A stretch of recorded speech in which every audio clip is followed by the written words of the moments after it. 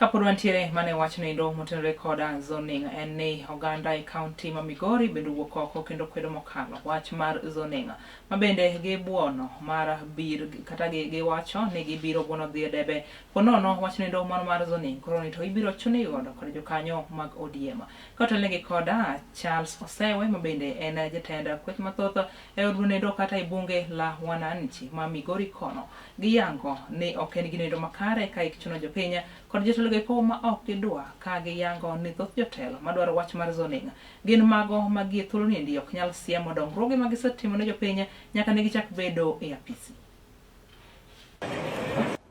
Kama bunge la wananchi sisi tunakataa hii mambo ya zoning ambao watu wa ODM wanataka, sababu kuna watu ambao wakuna uzoefu wa kazi, watu ambao wanafanya wanajua eti hawawezi, sasa wanaingilia kwa chama ili iwasaidie. Sisi tulikuwa tunajitokeza kwa wingi sababu ya Raila Amolo Odinga, sababu alikuwa anataka presidency. Watu wajaluo walikuwa wanatoka kwa wingi, hata kabila zingine.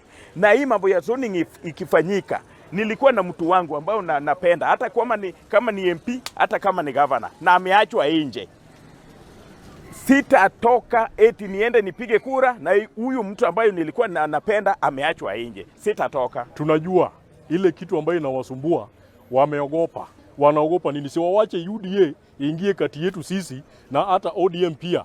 Iende pale Central, iende Nyanza, iende Western, iende Ukambani, iende pale Rift Valley. Na watu wote wakue kwa sababu tuko kwa partnership. Hii partnership tunaita broad based arrangement. Wanaogopa nini? Watu ni waoga kwa sababu hakuna kazi ambayo wamefanyia wananchi.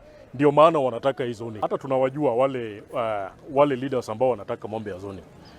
Hakuna ile kitu ambayo wamefanya. Hii ndio maana unaona wanapigania hii maneno. Kuna wale wanataka second term, kuna wale wanataka waingie.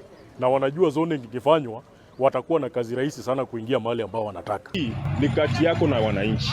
Vile unafanyia mwananchi kazi, vile una interrupt na wananchi, na vile unakuwa karibu na mwananchi. Hiyo ndio itasababisha mwananchi ya kupigie kura, uende ufanye kazi.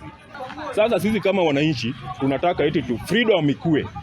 Freedom ikue, ODM ikue na freedom, kila kitu ikue freedom, waache wananchi wangangane, wale wote ambao wamekuja, hata mtu amekuja na party gani, muache akuje, tufanye hii election ya 2027, tuone eti nani anashinda kwa kiti ya gavana,